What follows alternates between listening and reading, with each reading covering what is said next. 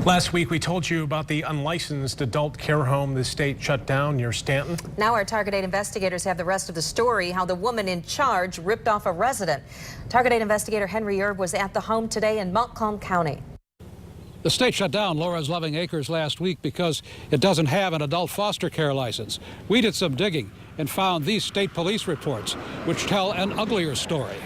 I think that it's not fair that homes can run like this. To Sharon's sick and head-injured brother Robert, the Loving Acres home may as well have been called Thieving Acres.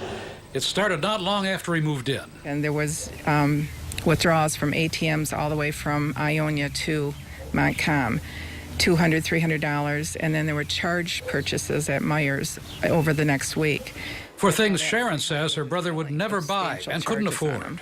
So I called to ask them if they could let me know what was going on, and nobody responded to my call. So she went to the state police. A detective's investigation focused on Lisa Potter. She's the girlfriend of owner Tim Zylstra and ran the home. According to the state police report, Potter at first said she used Robert's credit card to buy clothing for him. But the detective checked. None of that stuff was in Robert's closet. Potter said it must be in the laundry. Later, she admitted using his credit card to buy things for herself. She told the detective it was the first time she'd ever done anything like that.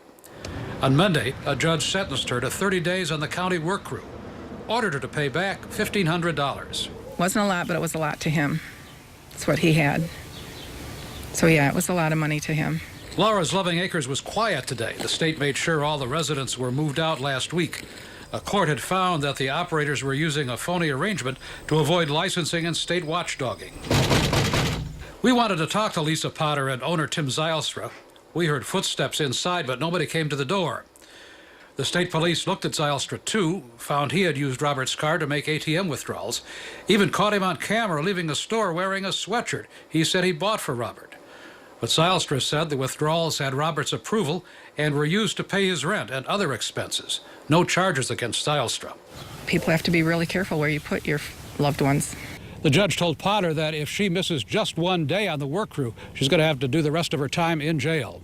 Near Stanton, I'm Target 8 investigator Henry Erb.